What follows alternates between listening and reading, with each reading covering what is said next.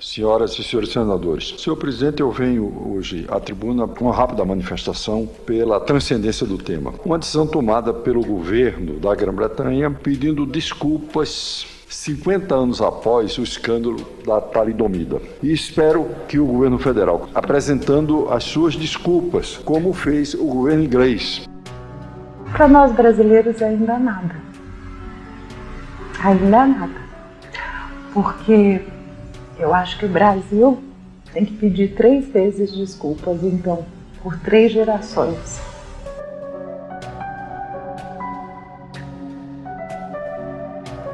Nós precisamos fazer alguma coisa pelos nossos filhos, porque um dia eles nos perguntarão: por que eu sou assim? 1 ano e meio depois, eu e minha senhora ficavam numa tremenda dúvida. O que será? Será? Eu nunca tinha nenhuma doença genérica, ela também não. Nada genérica na família. Os próprios médicos não sabiam. Muitas famílias foram destruídas. Quando nascia o bebê deficiente, logo a culpa recaía das famílias, recaía sobre alguém. Ou a família dela, ou a família dele, né? Quantos lares desfeitos. Como vítima de talidomida, todos nós acabamos nos perguntando: por que comigo? Por que Deus? Por que minha mãe tomou? Por que a sociedade rejeita? Até que um dia chegou na minha mão o Time Magazine. Nasceram bastante, mas muitas foram entregues a instituições. Os pais se divorciaram e deu muitos problemas familiares, obviamente. Esse foi o transtorno que tudo isso trouxe, não? Mas também com alguns pais, coitados, que se desesperaram, não suportaram a carga de ver uma criança deformada. Apesar que no início é difícil de se conformar, o primeiro dia não me confirmou. Eu falei, não, ela tem de morrer, não pode viver. Impossível, porque foi como alguns jornais no Brasil, nasceram monstros. Not guilty. All 5 acquitted. What relief and what a reception they got. Dr. Custer's wife, too full of emotion for any words. The mother herself, she gave her malformed child barbiturates. Now they're free. Você que não fez parte do filme, mas que é a minha heroína, que é a quem eu devo a minha vida. E mesmo quando você se culpa por ter, infelizmente, tomado uma droga, não por vontade própria, mas por receita médica, mas eu acho que ter nascido sem perna, sem braço, com desvantagem, acabou sendo uma vantagem, porque a gente aprende muito mais.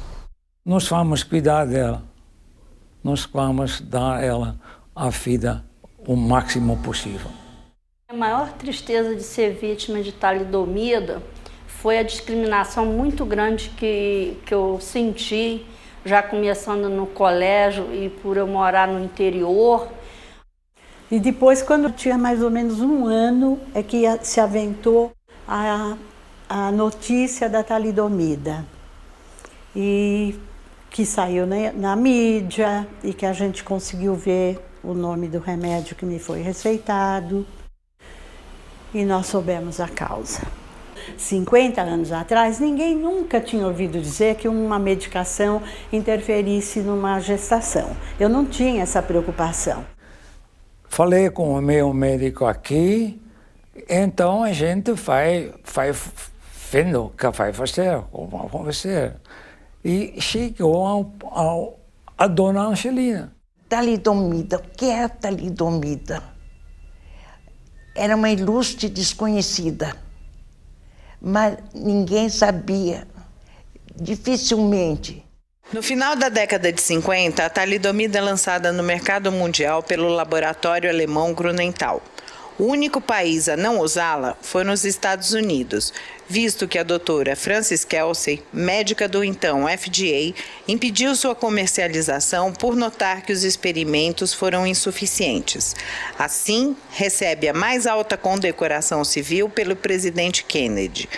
Então precisamos ver, vamos nos reunir, vamos fazer alguma coisa. No Rio Grande do Sul, um grupo também reuniu-se e nós nos reunimos a ele. Fazer que não fazer, porque nós queremos criar um processo, não é? O Quírio Ugini Bertolo, um homem seco. Não podia ver, era seco. Mas era um jurista e ela nos ajudou muito a formular o contrato. O Valquírio já tinha também uma organização, cobria tinha vários clientes, modo ele dizia. O começo da luta das vítimas da talidomida em Minas Gerais foi, nós ficamos conhecendo o movimento do Rio Grande do Sul através da imprensa. A princípio nós não sabíamos nem como começar. Aí entramos em contato com o Sul, que nos deu as diretrizes, reunimos alguns pais aqui de Belo Horizonte que conhecíamos e resolvemos criar uma sucursal. A nossa luta começou já na justiça. Primeiro contato foi com a dona Angelina, na Carato de Campinas, que ela fez uma procura de vítimas da talidomida e fundou essa associação. A gente ficou vibrando de alegria, porque até então nós éramos ao Deus dará.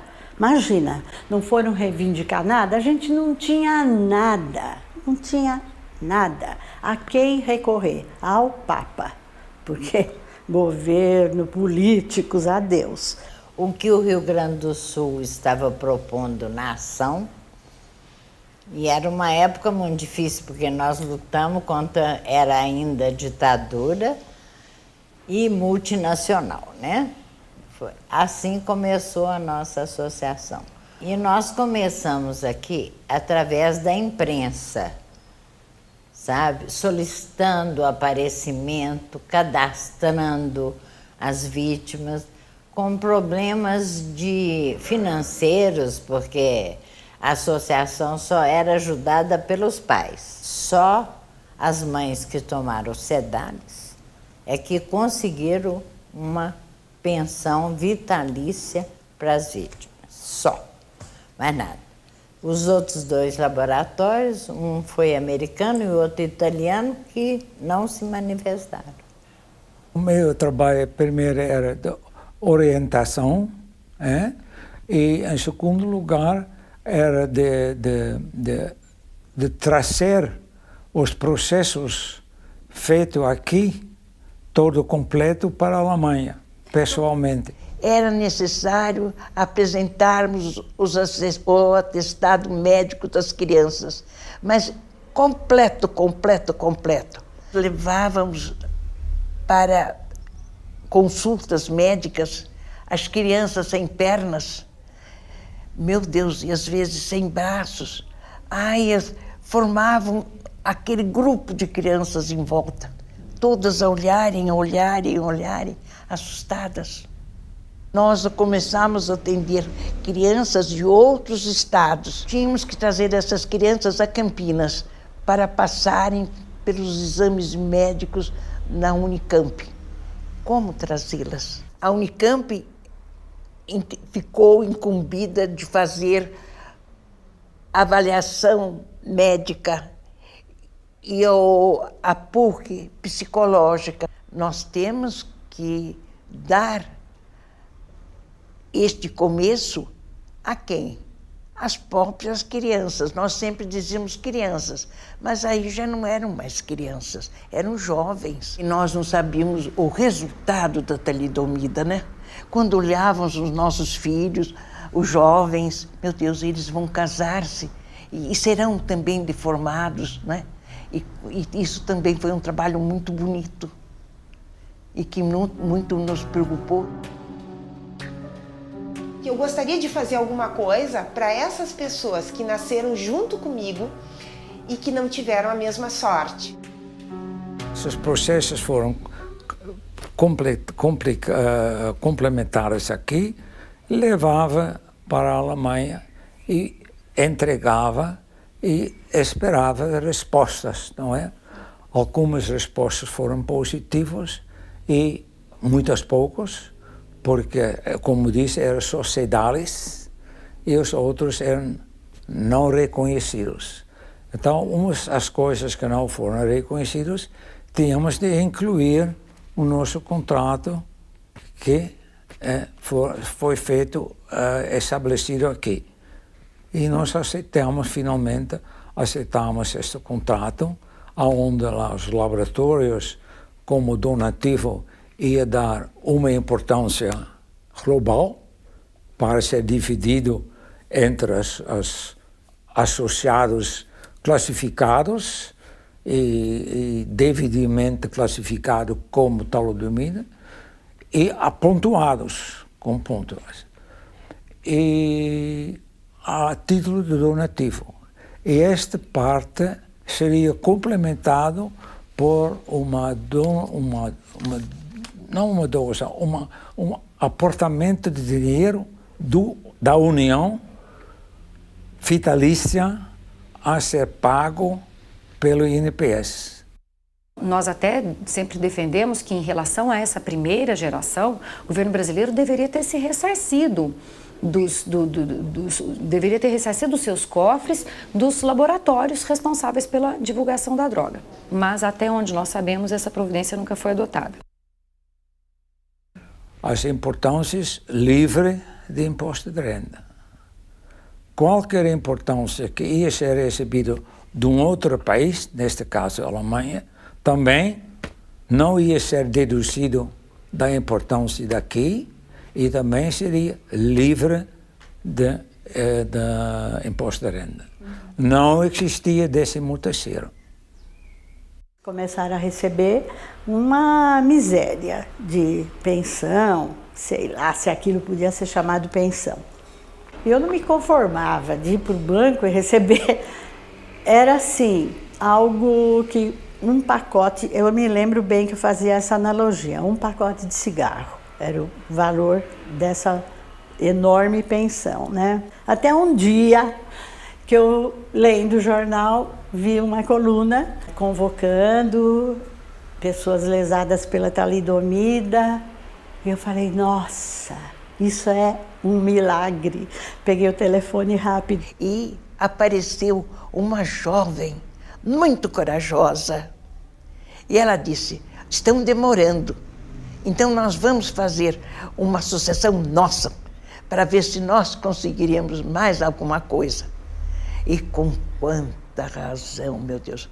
Porque quando nós, a diretoria, quem mais tempo permaneceu como presidente, vice, foi eu e o senhor Van Dyck.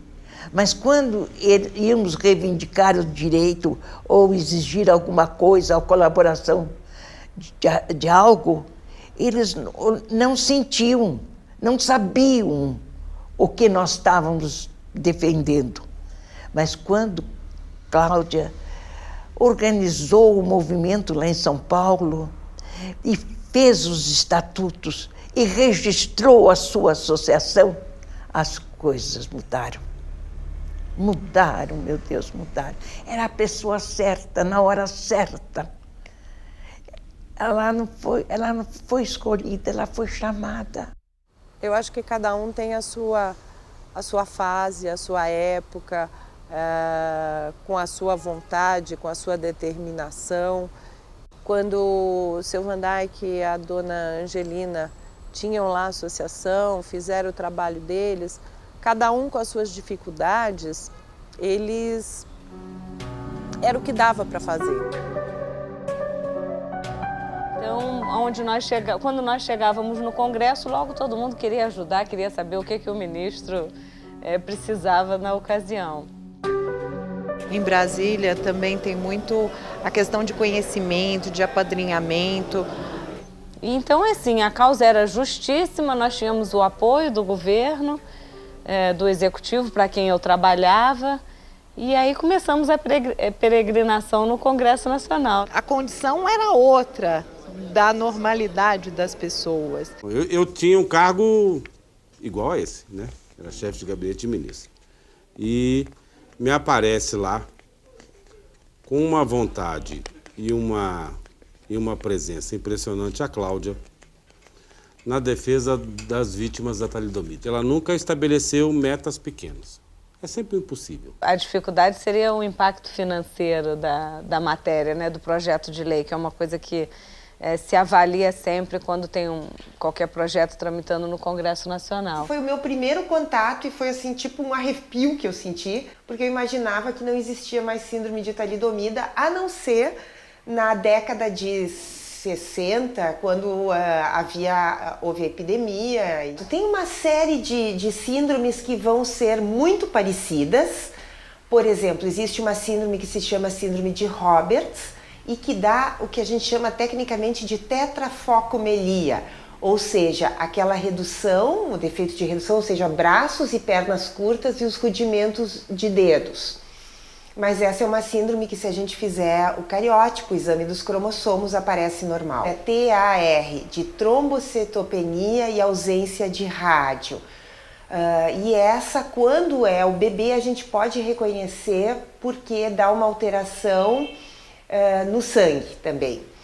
Depois tem outras que a gente tem mais facilidade em separar, que é a ectrodactilia, em que falta dedos, mas principalmente nos raios centrais das mãos. É possível que o INSS acabe concedendo para quem não é exatamente vítima da talidomida, ou às vezes acabe negando para quem é vítima da talidomida porque não conseguiu provar adequadamente. A talidomida é sempre dos dois lados, né?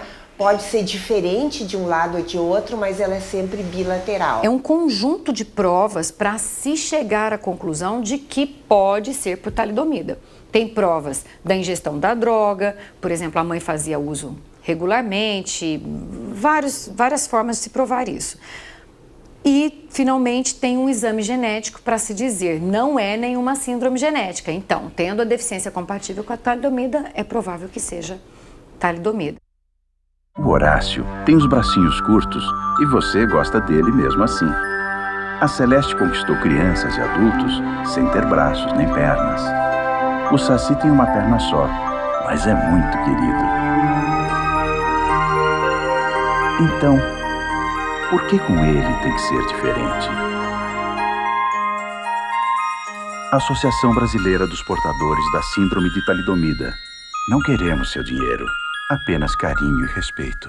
Começamos a tentar fazer parceria com aqueles movimentos, mas depois a gente percebeu que a filosofia e ideologia era diferente do que pregava o movimento. E logo em seguida, então, a gente conhece a ABPST e, para nós do Mohan, foi a associação que a gente conseguiu que tratasse o assunto com seriedade, né, e com parceria que o movimento esperava.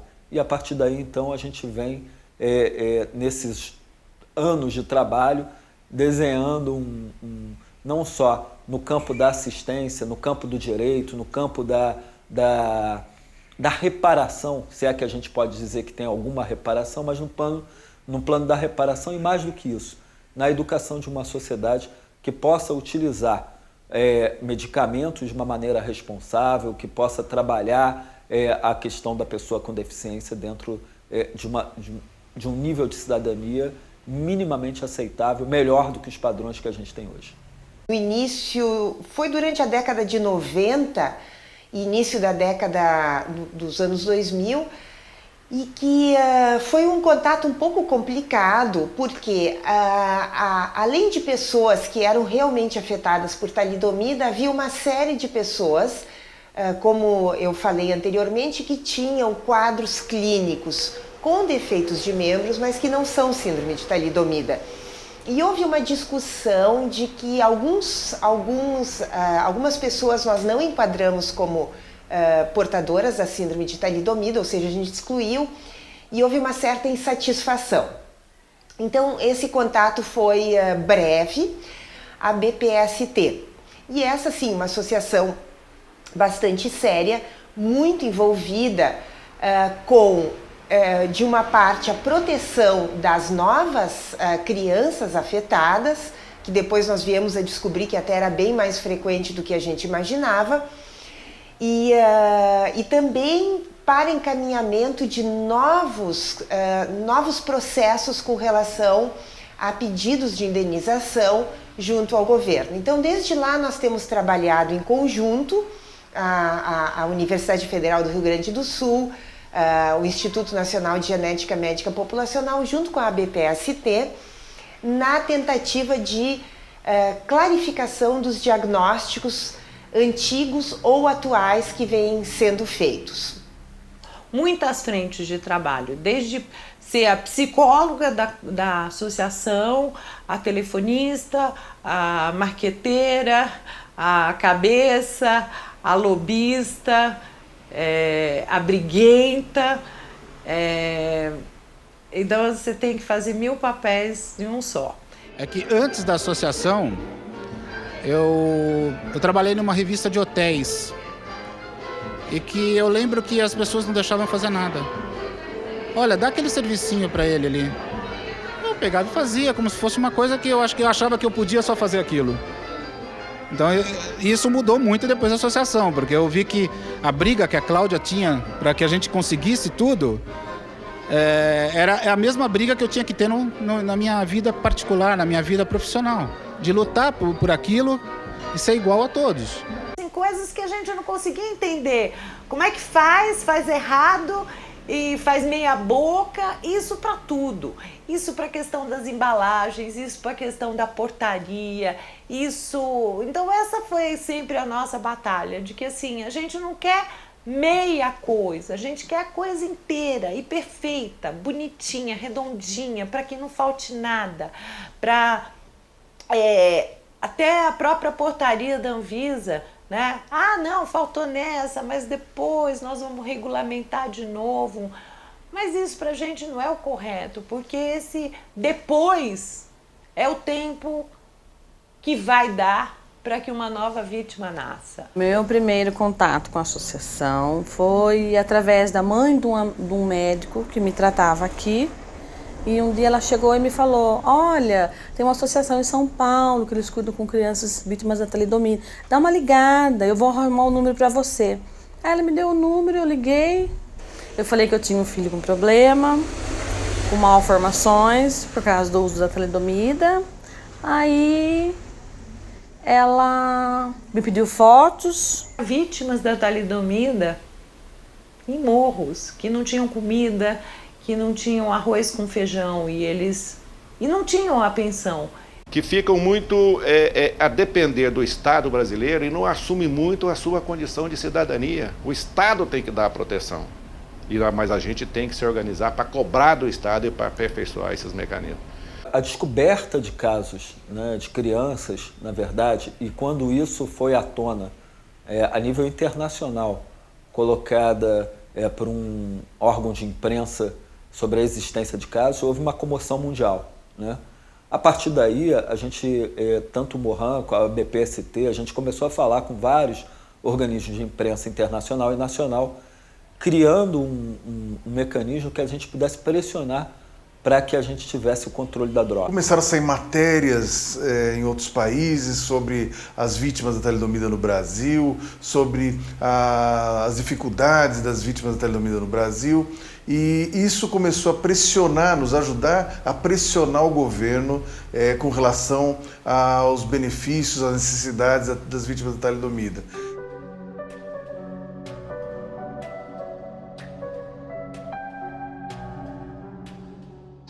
The thalidomide people in Brazil will be extreme.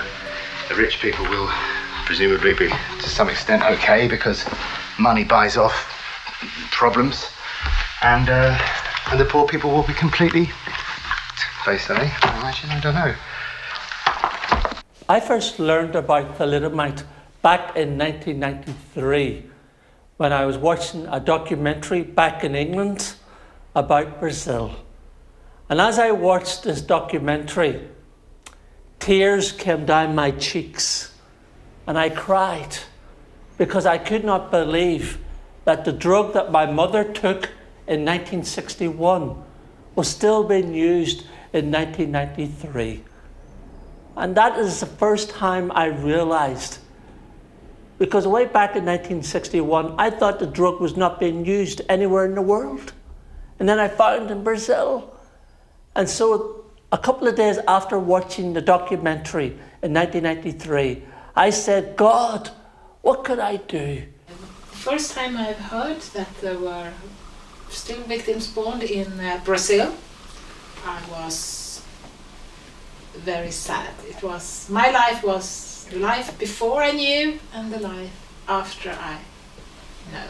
It's the first time I saw a documentary from England, and they were in Brazil and showed children born in the 80s, I think it was, at that time. And it was so sad and it touched me very much. And then we said in Sweden, in our society, we have to do something about this.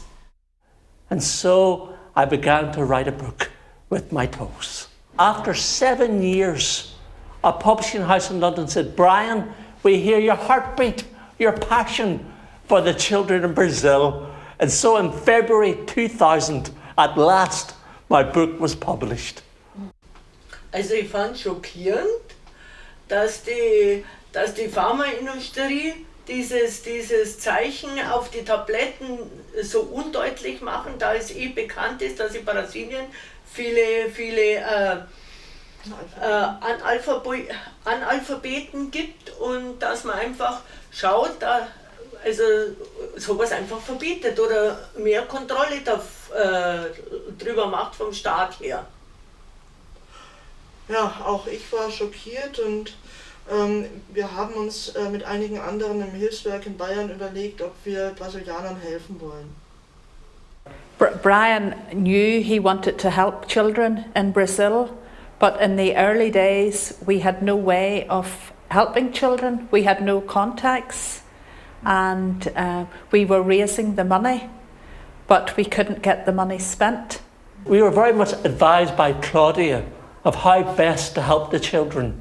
The English Society did things and we supported the English Society because we knew they supported the Brazilians. And it was the same with Klaus Becker in Germany, he helped as well. And then after some years we became members of SHIA. It's an organization in Sweden. You get money from the government to do projects in other countries, and it's for NGOs and it's for organizations who are organizing disabled people. We just got to do something about the situation in Brazil. We want to do something to find out a lot about Brazil and the situation there, and finally we had the contact with you, Claudia, and it was so great to speak to you. We also had Magan, one of the persons in our group, Magan Nyberg. She had a friend that could speak Portuguese fluently, and that was very helpful for us. And yeah, that was great. And then we were planning for a group to go to Sao Paulo to see you, Claudia, and to see the others in the ABPST. When we applied for money from SHIA, because that was what we did to have our project, it was a 3-year project from 2007 to 2009. And we tried to help you to build up an office, and you needed computers, you needed cameras, you needed a lot of things that you need in an office, and you also made all your material digitalized. You also did a very great job of the money you received from SHIA. You did everything we had planned for and even much more. So the money was really useful, I think, in many ways. And that you put all the material in archives. I was so impressed. As vítimas internacionais que vieram conheceram a dura realidade desse país e também conhecer as crianças de segunda e terceira geração, uma vez que para eles isso é absurdamente criminoso e surreal. E que nos causa algum estranhamento, porque nós estamos no Brasil, queremos melhorar esse país, queremos que as coisas realmente aconteçam no Brasil, e não há necessidade de estarmos sempre tendo que ouvir pessoas de fora, com situações diferentes. A acessibilidade em outros países está resolvida de uma forma muito melhor, e se nós estamos colocando isso, não há necessidade muitas vezes de recorrer a situações externas, mas isso parece que quem está no governo não entende dessa forma. Falar da Anvisa, na verdade essa história começou bem antes, ela começou na Secretaria ainda de Vigilância Sanitária. Em 1993, eu trabalhei durante quase 4 anos no único laboratório autorizado pelo governo brasileiro a produzir a talidomida, lá em Belo Horizonte, a Fundação Ezequiel Dias, que tem uma produção exclusivamente para o Ministério da Saúde e com uma distribuição também organizada por parte do Ministério da Saúde. uma vez que era produzido pela FUNED oficialmente, mas existiam os laboratórios clandestinos, houveram as denúncias que a droga estava chegando às farmácias de manipulação, tivemos que denunciar isso na imprensa para que essa prática não ocorresse mais. Durante anos, isso aí não era problema de ninguém. Eu trabalho com crianças com defeitos congênitos em que a gente tem muitas situações e que tu não pode evitar, e nessa que a gente pode evitar, continuam acontecendo. Então é um dever, porque é uma medicação que está aqui por causa de nós, brasileiros, né, do governo brasileiro, ou seja, é a responsabilidade de toda a sociedade, incluindo a minha parte também, né, de a gente fazer alguma coisa para evitar que essas crianças nasçam. Até nessas questões que não são genéricas, que são específicas aí, de médicos, que são específicas de outras áreas, nós tivemos que entrar e conhecer e entrar nessas áreas e propor coisas para poder, enfim, que a talidomida tivesse um controle maior. Para que a gente tivesse controle da droga e uma compreensão, naquele momento, tanto do Mohan e da ABPST, que a gente tinha uma droga que ela precisava muito mais da educação dos profissionais, de como utilizá-la, de um controle adequado de como ela estava sendo utilizada na sociedade, do que simplesmente uma proibição. E ela faz um papel que, se outras pessoas da sociedade fizessem, eu tenho certeza que a gente ia conseguir construir coisas com muito mais velocidade do que a gente constrói hoje em dia. Acho que o Brasil mostrou sua capacidade de preparar uma regulação de tal maneira avançada que depois foi até feita quase que igual por um laboratório americano e patenteado, né? O Ministério da Saúde constituiu um grupo para estudo da legislação de talidomida para melhorar os controles. Então, naquela época, o objetivo eram várias entidades e pessoas e órgãos que faziam parte desse grupo. Então, foi o início da melhoria do controle do medicamento talidomida. Com o Ministério, na época com o CENEP, o Centro Nacional de Epidemiologia do Ministério da Saúde, para que a gente pudesse, de uma vez por todas, ter um controle dessa droga em toda a sua cadeia, desde a produção até o uso final daqueles que eram indicados, e que minimizasse os riscos de uso inconveniente que pudesse gerar mais algum tipo de vida. Antes haviam outras legislações, haviam outras portarias desde a década de 90. É preciso ampliar o controle e muitas vezes as respostas não foram dadas no tempo certo. O Ministério da Saúde, na época, programa, sabia das crianças, escondia as crianças, não amparava, não ajudava a conquistar o benefício. Daqui a pouco a Cláudia estava pensando na ação indenizatória, a questão de evitar novos casos. Não basta uma publicação, né? A gente, claro, é tácito que uma vez publicado no Diário Oficial da União é de conhecimento e é transparente, tem que ser seguida.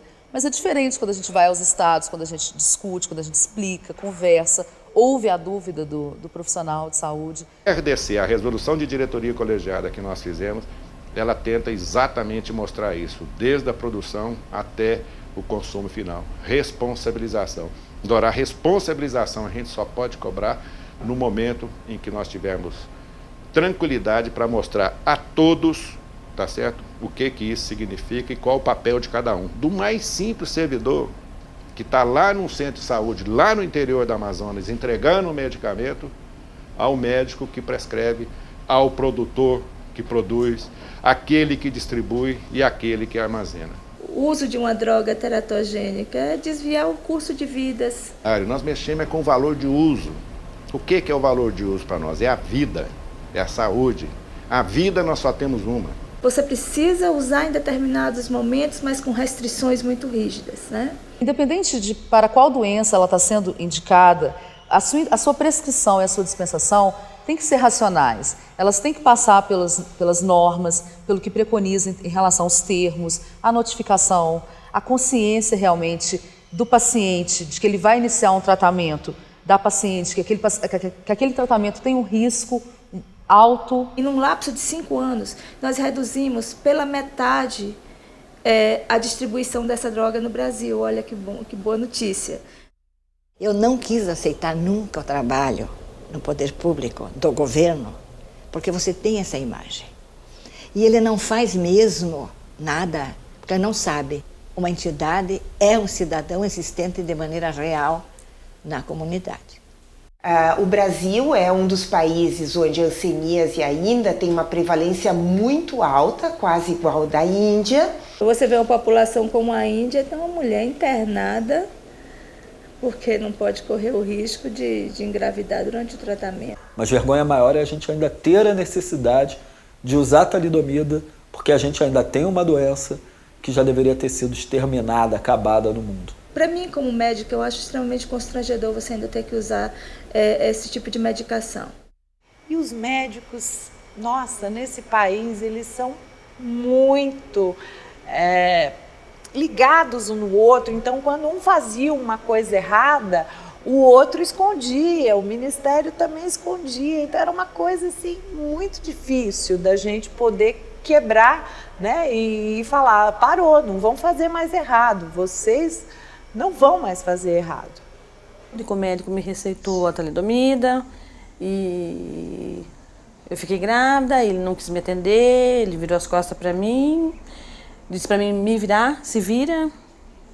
E eu continuei com a gravidez, tentei fazer um aborto, não consegui, porque foi difícil. E fui levando a gravidez. Prescritores negligentes têm que ser punidos, porque ali o dano não é reversível. Já existiam normas, já existia termo, já existia necessidade de notificação, o profissional já tinha que informar a mulher, já tinha que usar método contra... Enfim, já existia todo um arcabouço fragmentado de normas que agora a gente conseguiu consolidar. Mas quando você vai aos treinamentos, quando você escuta relatos e vê que a prática precisa ser melhorada, que ainda tem coisas que não estão exatamente como deveriam estar. Eu fui chamada pela Anvisa para avaliar uma criança que tinha nascido em Rondônia com suspeita de síndrome de talidomida fetal.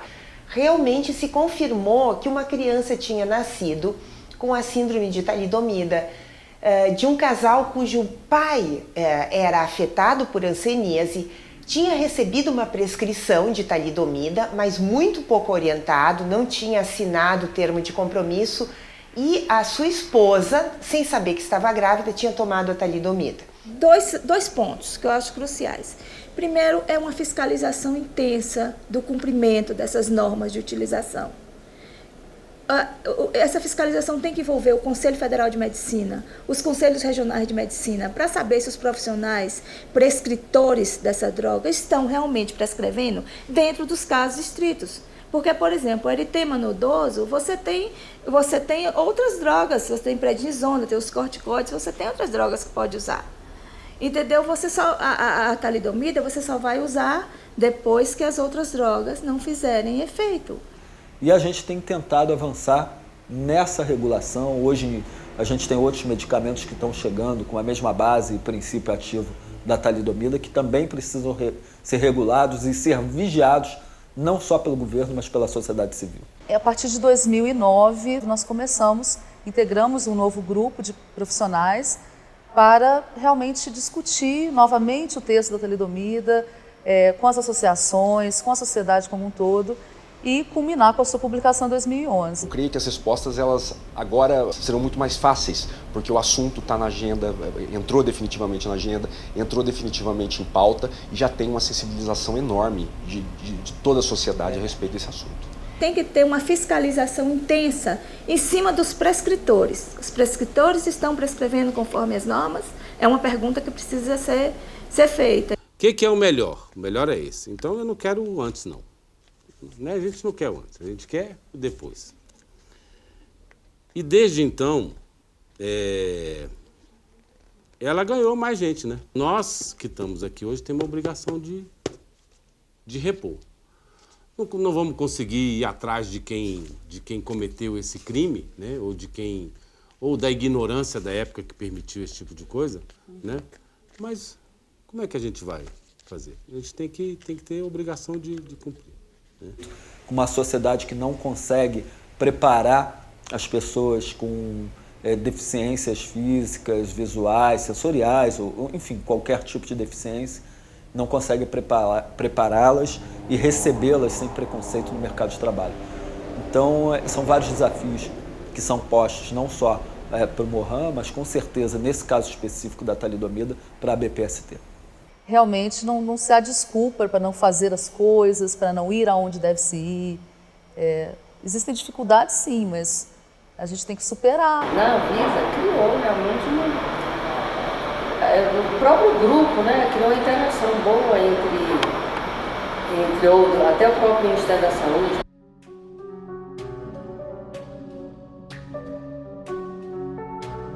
Ali era o início de um trabalho onde era importante regulamentar determinados vários artigos da Constituição. Então, as próprias batalhas para regulamentação de aeroportos, trens, metrôs, elevadores, tudo isso a associação participou ativamente para tentar mudar essa realidade, para fazer com que as pessoas prestassem atenção, ouvissem, ficasse registrado de alguma forma, por lei, por medida provisória, por norma da ABNT. Participando do Conselho Consultivo da CORDE, e com uma atuação muito presente, sempre muito, vamos dizer, muito notada. Entre as avaliações que se faz das outras entidades que defendem seus direitos, etc., assim, dentro de uma visão politicamente forte, decisiva, da luta específica de um grupo que era a pessoa com a sequela da talidomida. Então, a associação repercutia com aquela responsabilidade da razão porque foi criada, não para ficar dentro da exploração, como eu disse, de privilégios. É um movimento realmente singular. A gente tem muito que se orgulhar da história da BPST, da história do Mohan, da história das nossas associações e da história da parceria, né? A gente teve em vários momentos da história, nesses 30 e poucos anos de existência do Mohan, da tentativa de formulações de coligação nacional, de união, porque na verdade é isso, né? Se os movimentos de minorias do país se unissem, nós seríamos a grande maioria, né? E com certeza a gente mudava muita coisa. Agora, o manter fracionado interessa, de alguma maneira, a que as coisas não mudem. O Conselho Nacional de Saúde foi muito importante nessa trajetória e para eu ter acesso, eu passei a ser conselheira, inclusive, por 2 anos. Eu acho que importante que isso aconteceu, e para a associação foi importante, foi o quê? Foi o engajamento do Conselho Nacional de Saúde. Na década de 90 e depois, agora nos anos 2000, quando eu estava no Ministério, que o Conselho Nacional de Saúde falou, olha, talidomida vai ser discutida aqui. Talidomida, nós queremos que o Estado brasileiro assuma a sua responsabilidade. O PST conseguiu cavar esses espaços, né? Muitas vezes, um lado mais negociador, feito pelo Morrão, um lado mais explosivo, feito pela Cláudia da associação, às vezes o contrário. Então a gente sabia dosar e mediar bastante esse papel de cada um no enfrentamento de muitas barreiras, e enfrentamento às vezes até de pessoas que queriam liberar com menos controle, enfim, ou de instituições que queriam ganhar com isso. Que o Estado é omisso com relação a essas questões. Se a gente não muda, enfim, não muda os conceitos e tudo, perde a oportunidade, né? E eu tive essa oportunidade, graças a Deus. Eu estava na Casa Civil, foi ainda no primeiro mandato do Fernando Henrique, 97 para 98.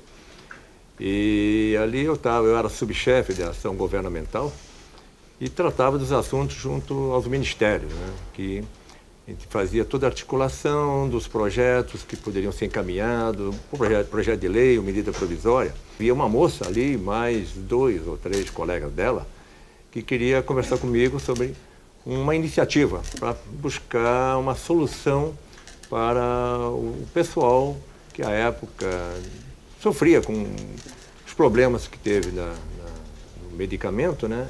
Cláudia aparece se identificando com o presidente da associação, né, liderando lá aquele movimento muito bom, pacífico, e ali iniciamos o primeiro contato.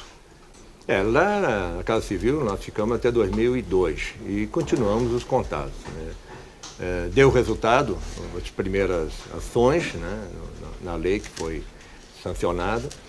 E depois, vindo para cá, para a liderança do PSDB, assessoria técnica, né, a Cláudia me achou. Quer dizer, não me deixou, né? E ela é persistente. Essa imponência toda é uma coisa que amedronta. Andar hoje nessa casa, conhecer tantos deputados, senadores, ser reconhecida, foi uma longa jornada. E ela faz no Senado. Eu já vi ela lá quando chega para pedir uma cadeira de roda, ela vai, isso aqui não funciona, vou fazer sugestões. Faz na hora, coloca lá. Com a gente ajuda muita gente, as pessoas que procuram nas nossas unidades, que a nossa rede é muito grande, tem 1.200 agências no país, e que este benefício é um benefício que não é muito conhecido. O benefício da talidomida foi um começo do reconhecimento do governo para dar assistência a essas pessoas, a necessidade de não ser só um benefício que gere custeio. Ajuda também esclarecer o outro lado da clientela, né, que procura o benefício. Eu acho que isso é importantíssimo para todos os lados, para a gente, que é a execução, para a associação e para as pessoas que estão protegidas nesse benefício. Essa pessoa vai até o INSS, de posse dos documentos que comprovem que de algum modo a deficiência é resultado da talidomida e demonstra o quanto foi significativa aquela deficiência. Dependendo do grau de deformidade, que é assim chamado, essa pessoa vai ter uma pontuação. A gente foi cuidar dos processos, eu fui atrás dos processos para resolver. Na época, mais ou menos, a gente tinha mais ou menos uns 300 benefícios mantidos e conseguiu resolver os processos. Eu fiquei uma semana na casa dela. Isso para mim foi um aprendizado muito grande. Foi daí que eu realmente passei a ter contato com ela. De lá para cá a gente teve contato direto e a admiração que eu passei a ter por ela dessa data. Porque realmente as pessoas não são atendidas. Acho que enquanto eu estou nesse trabalho, exercendo uma função, é minha função servir bem ao público. Porque essa é a missão pela qual a gente foi contratado, para ser servidor público. Mostrava isso o tempo todo, com números, com estatísticas, com toda a organização. Na verdade é uma colaboradora da Previdência, porque quando as pessoas chegam até nós, elas já vêm com toda a análise feita. Entendeu? Ela já vem com toda a análise feita, já vem com as fotos, com a documentação, ela já vem instruída. Então a Previdência faz uma reanálise ali, aquilo facilita, é um trabalho que é bem facilitado, que já vem para a gente. Ela não tem nenhum apoio governamental e ela não faz questão disso. Como ela diz, aí a associação pode trabalhar mais livremente. Sempre que eu precisava de apoio, tanto físico, emocional, financeiro, sempre contei com ela, com a associação. e com prótese, cadeira de rodas, ajuda, consultas de médicos. Foram uma série de legislações que nós fomos alterando nesse meio do caminho, o INSS, as diversas orientações internas. Ela teve uma participação, foi importante, ela teve um aprendizado e trouxe uma coisa muito importante para as pessoas. Mas também a oportunidade de ter servido, ter sido útil a muita gente durante a passagem na vida. É muito importante saber se aquela deficiência não é originada por uma síndrome genética. Por qual a importância? Primeiro que o valor do benefício muda astronomicamente. Uma deficiência, como qualquer outra deficiência, vai ter os seus direitos, mas não são esses mesmos da talidomida. E nós queríamos falar da indenização, mas conscientizar o pessoal que ia executar. E nós falamos assim, gente, para a gente conscientizar, não basta a gente dizer o que eles vão fazer. E como que eles têm que dar prioridade a isso. E nós resolvemos levar a Cláudia num evento de 150 pessoas que devia estar lá. Todo mundo, de todas as gerências do país. E a Claudinha foi lá e foi falar. Coisa que talvez a gente não tenha essa proximidade muito.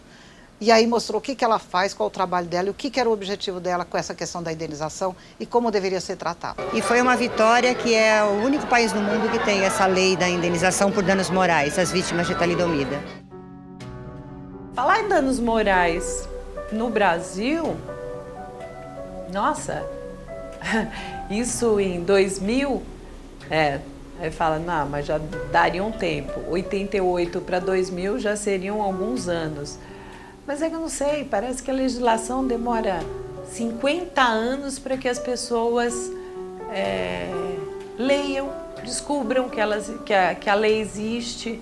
Eu não sei por que demora tanto para fazer, para implementar, para fazer valer, para fazer cumprir. Se houvesse sensibilidade maior dos políticos, nada disso seria necessário, né, para que as pessoas tivessem os seus direitos reconhecidos.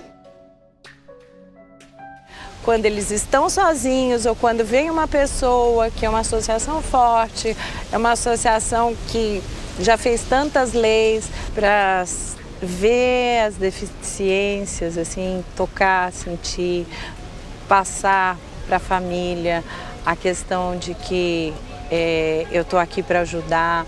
A burocracia nesse país é complicada, essa menina já tem quase um ano, não deram os encaminhamentos, não consegue remédio, não fizeram a documentação dela, tem que correr, fazer a parte burocrática no INSS, conversar com o secretário de saúde também do estado, já que aqui é um foco grande de hanseníase e já é o terceiro caso no estado. Isso não podia de forma nenhuma continuar acontecendo no país ou sei lá eu onde for.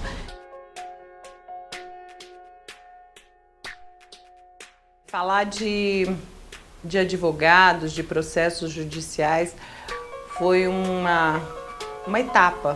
Eu acho que mais de 60% do trabalho da associação, porque a gente de alguma forma precisava buscar os direitos, só que era uma dificuldade grande de achar advogados que queriam pegar a causa, de que iriam trabalhar de graça para a associação, só recebendo no final, ou então recebendo um valor irrisório, mas por acreditar na causa. Então a gente atirava por todos os lados para ver no que ia resultar. Os processos judiciais, eles foram muito longos. Um começou em 97, quando a associação representou no Ministério Público. Todos esses processos, na verdade, se a gente fosse depender da justiça, não teríamos nada. Foi numa audiência do Superior Tribunal Federal, na Avenida Paulista. E a juíza, acho que deu, eu não me lembro muito bem se deu ganho de causa para o Estado, alguma coisa assim. Ela ficou muito triste e eu acabei também ficando muito chateado. Eu falei, porra, mas eles não entendem a situação da pessoa, eles ofereceram um valor X irrisório, ridículo, para uma deficiência que a pessoa vai carregar pro resto da vida. Então, nesse dia foi muito, muito triste, eu me senti muito solidário. E, lamentavelmente, no Brasil as coisas não são dessa forma.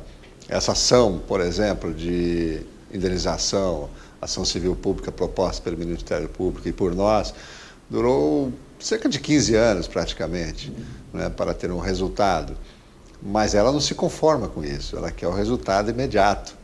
Tudo que ela quer para ontem, né? Então, mas é bom, porque isso demonstra que é a preocupação dela em fazer com que as coisas andem, né? E que os resultados surjam. E surgem, afinal surgem.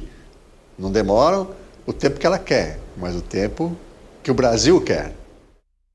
E esses processos ajudaram, eles ajudaram a embasar o governo, já que tinha perdido.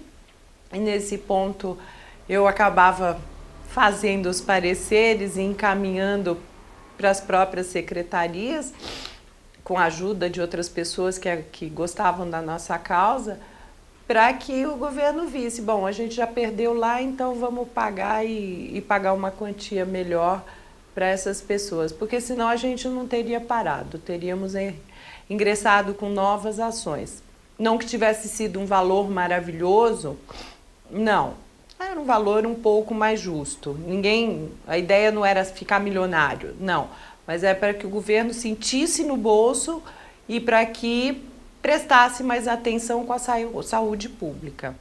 Quando a gente não presta atenção nas coisas como devem ser, o poder público, então, quando tem uma voz assim, muito forte, que se impõe, é assim. Então são vítimas que sem isso não conseguiriam sobreviver com esse mínimo de dignidade que agora eles podem através dessas pensões e dessas indenizações. Visando uniformizar tudo isso, a Associação da Talidomida conseguiu obter um projeto de lei no Congresso Nacional que trataria de maneira igual esse dano moral para todas as vítimas da talidomida, independentemente do ano em que elas nasceram. Um extremo rigor, com cuidado muito grande, com uma cautela muito grande.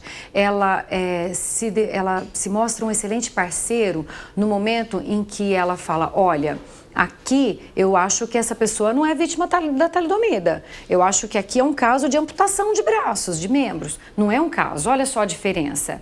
Então, no momento em que eles trazem esses elementos para nós, para que a gente possa entender melhor qual é o caso concreto, e trazem com essa visão, apesar de ser vítima, mas essa visão imparcial. Essa visão de quem quer ter os seus direitos, mas também sabe que não quer ter direitos indevidos. Né? Todo um cuidado para que essas indenizações que foram pagas sejam utilizadas em prol das vítimas, em prol das crianças e não, né, a favor, às vezes, da família. Um cuidado para que as pessoas que, por exemplo, já receberam indenizações via judicial não recebam em dobro agora com base nessa lei.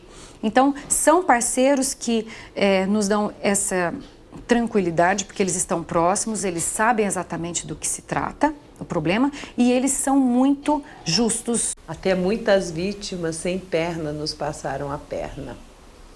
Deixaram de pagar honorários de advogados, ou depois queriam mudar a regra do jogo. Vemos coisas muito positivas, porém nós vemos também muitas coisas que às vezes nos desagradam. Eu acho que as pessoas nessa área da deficiência, elas pensam muito na questão dos direitos das pessoas com deficiência e se esquecem muitas vezes dos deveres das pessoas com deficiência. Então, às vezes, temos que dar chamadas em pessoas com deficiência, colocar para essas pessoas que elas também têm um papel a cumprir, não é só porque se conseguiram benefícios, se conseguiram oportunidades para elas, que elas também não têm que dar a sua contribuição de trabalho, de pensar, de atuar, de propor, denunciar também, de fazer outras ações. Às vezes tem pessoas que vêm apenas atrás dos recursos que a associação pode proporcionar, sem pensar em nada de troca em termos de trabalho. Muitas vezes não compreendido e não com o tempo que as pessoas acham que seria o certo, né? Assim, o tempo de governo e o tempo de sociedade civil são tempos diferentes, né? E dosar isso e explicar isso para quem está na base do movimento, quem está na ponta, que espera que a gente consiga as coisas muito mais rápido, né? Isso é muito mais difícil. Então, essa capacidade das lideranças que a Cláudia, da BPST, demonstrou com o tempo, a capacidade de tentar manter a unidade de todos os associados, né? Isso é um dom de lideranças que a gente precisa manter. Em alguns momentos, nós tivemos que interferir porque o Ministério Público, lógico, ela não sabia de todos os detalhes, então se perdeu no como pedir, e aí precisamos intervir e entrar com uma ação. Nem sempre a associação tinha dinheiro e tinha que sair fazendo vaquinha, pedindo para os amigos gringos para nos ajudar, das outras associações. Então, mas no final a gente conseguia sempre fazer tudo. A associação, ela tem ainda, eu acho que tem que ser reconhecida como um caso de referência nacional, porque tudo que nós temos nessa área de talidomida, todos esses benefícios, todas essas conquistas tiveram o dedo da associação. Eu desconheço algum caso em que não tenha redundado numa lei, não tenha redundado num benefício importante e devido que não tenha tido a atuação da associação. Realmente é uma atuação muito profícua, muito séria e que merece todo o reconhecimento. O Ministério Público, ele teve uma importância, porque lógico que se você entra com uma ação onde o Ministério Público acredita na sua causa, você tem muito mais peso, credibilidade. Nem sempre é como a gente quer, porque o Ministério Público tem prazos, porque os caras nunca estão, porque é uma dificuldade às vezes, nem sempre o procurador é uma pessoa bacana. Tem outros que acreditam muito e abraçam a causa e brigam mais. Depois eu não sei o que acontece, parece que todo mundo vai cansando dessa demora burocrática da nossa injustiça. Cláudia trouxe elementos, trouxe estudos, pareceres do exterior e que só serviram para condenar o governo federal pela sua inoperância. Foi a capitã de tudo aquilo. Ela movimentou aquela Justiça Federal. Porque acabou ficando na mão de uma juíza que, sem noção, deu uma quantia irrisória, miserável, que na época era 1/3 do salário dela. Foi o que ela mandou pagar pra gente. Os processos judiciais, eles foram muito longos. Um começou em 97, quando a associação representou no Ministério Público, e depois o doutor Roberto acabou entrando em 99, protocolando para que a associação fosse assistente na ação. Fora essa indenização, baseada na pontuação da deficiência, a partir de 2010, as pessoas que têm essa síndrome tiveram direito a uma indenização por dano moral, cujo valor é de 50 mil por cada ponto, esses mesmos pontos, que ela atinge nessa tabela do INSS, que vai avaliar o grau da deficiência dele. Porque nós pleiteamos uma tutela antecipada que iria possibilitar o pagamento de uma parte dessa indenização ainda durante a vigência do processo. Depois esse processo veio a ser julgado e não contentou. O julgamento da ação, principalmente da ação de segunda geração, foi muito dolorido, porque a primeira juíza, que foi maravilhosa, a doutora Vanessa, ela foi de uma sensibilidade em dar tutela antecipada e no correr do recebimento, quando as famílias começaram a receber esse dinheiro, nós mesmos, como associação, começamos a ver que os pais estavam gastando indevidamente o dinheiro das crianças. Gastavam com festas, com cerveja, comprando presente, comprando um monte de coisa, e aí nós pedimos para que o Ministério Público pedisse à juíza para que fizesse os depósitos judiciais para salvaguardar essas crianças. Em se detectando esse tipo de responsabilidade, vai ter que iniciar um procedimento, aí seria na Promotoria de Justiça, né, não pelo Ministério Público Federal, mas pelo Ministério Público Estadual, pode até originar um processo crime, uma destituição de guarda, uma perda de pátrio-poder. Essa primeira responsabilidade de apurar as causas do nascimento hoje de uma criança com essa síndrome é do próprio governo federal. Ele tem que instaurar um procedimento em que acabe concedendo a indenização para a vítima, mas que apure os motivos de ter ocorrido aquele nascimento, sob pena de omissão do próprio governo federal. Ele não pode simplesmente pagar uma pensão dessas e deixar de verificar como é que aquele nascimento aconteceu, porque foi realmente por responsabilidade ou do profissional de saúde ou da própria pessoa que teve o medicamento. Então ele tem que saber exatamente o que é que aconteceu. Esse procedimento na Procuradoria da República visa também verificar se o governo brasileiro está fazendo isso, está apurando essas causas, visa assegurar que esta apuração seja efetiva. Muito obrigada por tudo, viu, doutor Nelo? Muito obrigado, porque você é uma pedra que a gente pode falar e ela não quebra.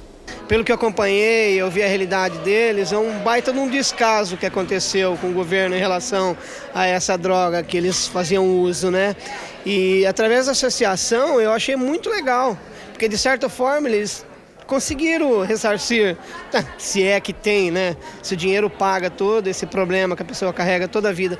Mas eu achei que foi muito válido e acompanhando tudo que ela fez, eu fico admirado, eu acho fantástico. Tem que ter muita garra, viu? Porque não é fácil, não. Mais uma vez, de forma difícil, cansativa, tentando sensibilizar e tentando convencer que as vítimas da talidomida não podem ficar abandonadas no país. Ignorância por não querer saber ou por ser mais fácil. Não querer saber, ser mais fácil, ser mais cômodo. Eu acho que é a pior parte do ser humano.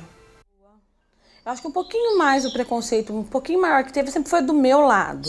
Que eu não queria expor, eu preservava a imagem, não deixava sair de casa, eu sempre coloquei panos quentes, tanto, do português, claro, eu cobria mesmo, para ninguém ver, porque eu achava que ia incomodar ele e a mim. E entra na casa de uma pessoa que ela escondeu da família, que tinha tomado o medicamento, então ela guardava aquilo como uma culpa dentro dela e que ela não conseguia colocar para fora, e você poder ter libertado aquela pessoa. Marcos, não, vamos ter um futebol. Eu falei, mas puxa vida, como é que essa pessoa vai jogar futebol se eles não têm perna, não tem nada? Aí que eu vi, eles jogavam com as mãos. Pra mim só interessa isso, que todo mundo seja feliz. A luta nunca acaba, vai ter sempre alguma coisa que a gente vai ter que fazer. Por direitos, por acessibilidade, sempre tem alguma coisa que a associação não pode deixar passar. Então quando a gente enxerga uma coisa e vê que está errado, eu acho que a briga tem que continuar. Você tem que ser uma pessoa que não pense em coisas negativas, que faça as coisas positivas derrotarem as coisas negativas. Espero que outras gerações também lutem pelos seus direitos, já que a nossa justiça nem sempre vai de maneira certa. Quando a gente pensa que essa situação vai ter continuidade, que seja com outras pessoas.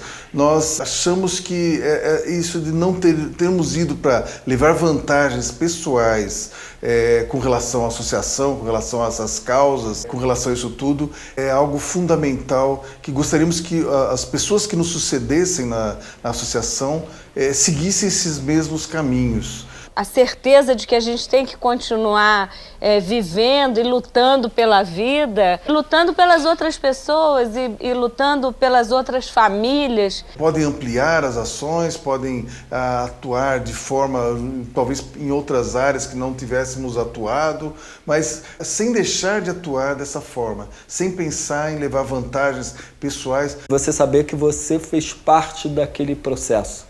Você foi importante para alguém durante a passagem na sua vida, né?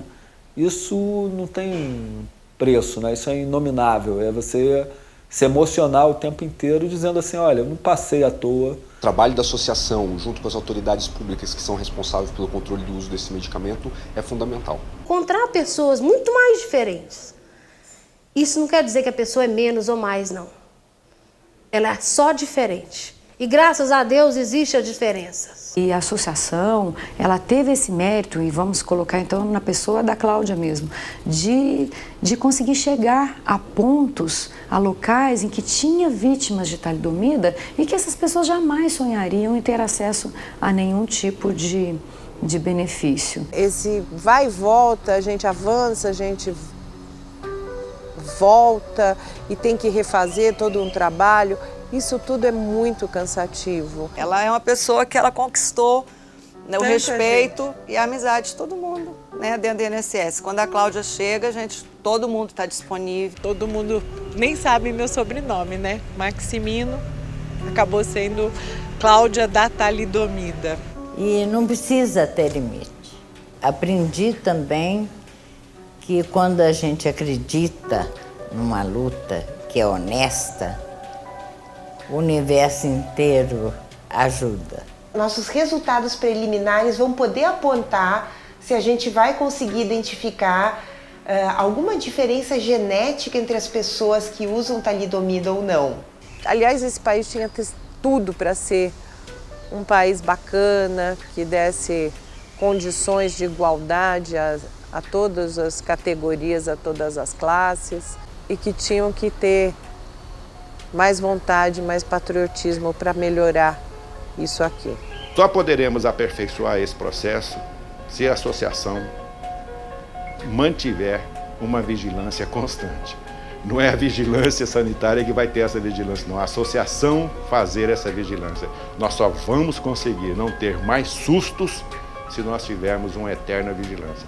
E os órgãos do Estado, principalmente os órgãos de governo, tiver consciência do seu papel nessa questão. Acho que tem muitas outras drogas que vão gerar pessoas com deficiência e que elas também precisam ser monitoradas e controladas pela sociedade civil. Tem que ser uma vigilância ativa, os profissionais têm que estar alerta. Deus te pague.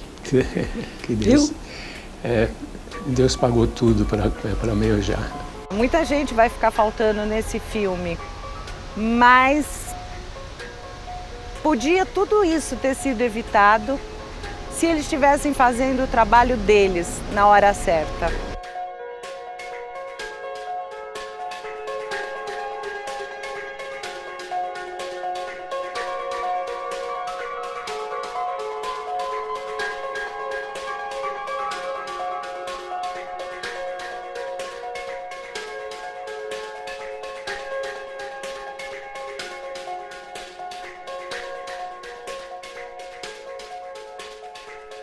Pena que muitos amigos que a gente vai fazendo pela vida, depois saem da política, e aí vem os outros babacas que também não entendem nada e que tem que começar de novo, e que se vendem, e que só querem usar o poder pelo poder, que não estão lá pelo povo, que não estão lá para fazer porra nenhuma.